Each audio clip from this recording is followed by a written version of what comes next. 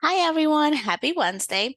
Today, Irene and I want to talk about how to protect your money from a bank collapse.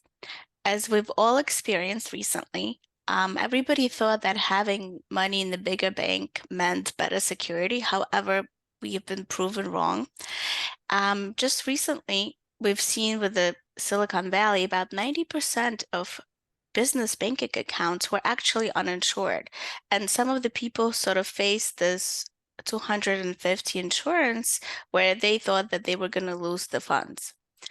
And a lot of the people, the customers, when we look at the whole sum, was about $150 billion that people could have just completely lost.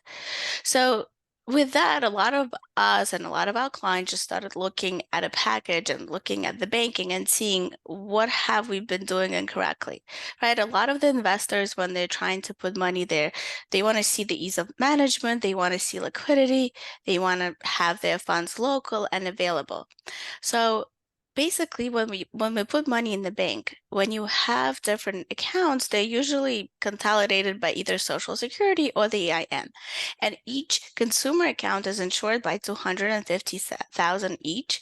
And every time you get a beneficiary on the account, you get additional 250,000 insured.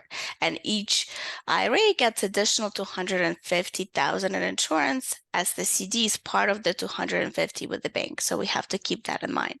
So a lot of people were kind of they didn't want to go to different banks and put 250,000. So some people just forgot about the idea that, listen, we could potentially just lose the money because it wasn't even on our radar. So some of the things that we could be doing that we could have the swapping network, which is called IntraFi Network LLC, and you could bank with different banks and you could have money protected up to $150 million, but you get one monthly statement for the bank, and then the information is confidential, so it's not really shared, but it gives us the security that you could have the insured funds and you could have the monies sitting in this sort of fund and you could have it all separate. But again, this requires a lot of planning and things like that. But I do think it's very important to make sure that this is done. But as we were looking back a couple of months ago now, I couldn't help but think about all the escrow accounts and the trust accounts that, Irene had for her clients.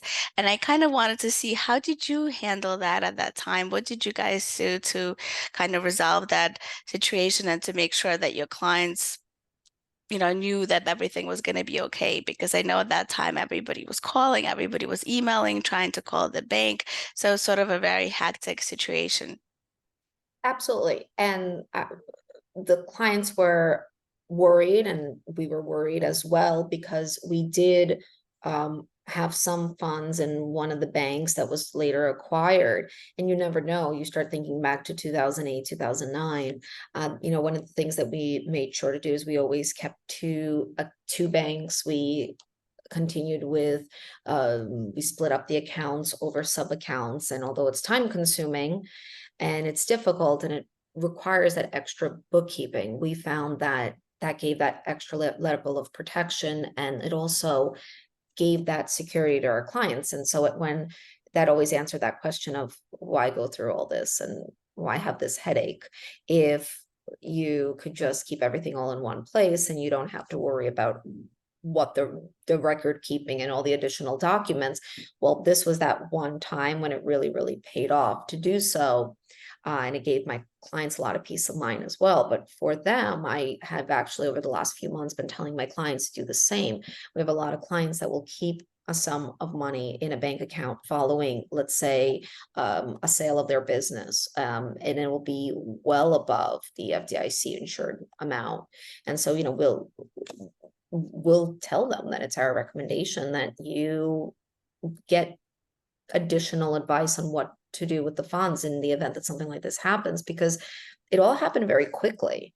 It went very quickly from there's nothing going on, there's nothing to worry about, to there are some concerns, but most of them seem to be just rumors in the news, to, oh, wow, we have like 4 banks closing in 1 week.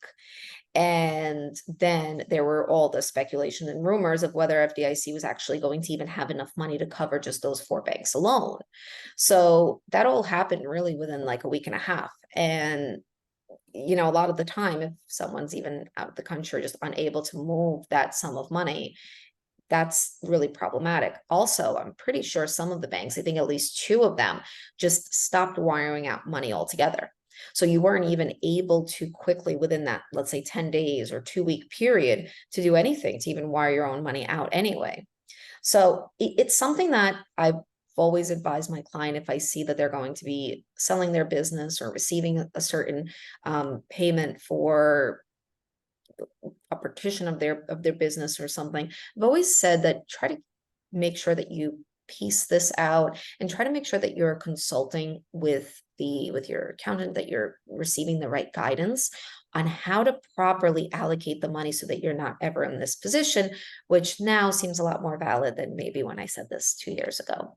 So I guess the only positive thing is that more people will be more mindful of it now, but That's definitely true. something to keep in mind. Yeah. That's definitely true. And I feel like this is has become a really hot topic about banking. And I feel like everybody's now listening to what you were saying and all the suggestions you were making. I agree with that.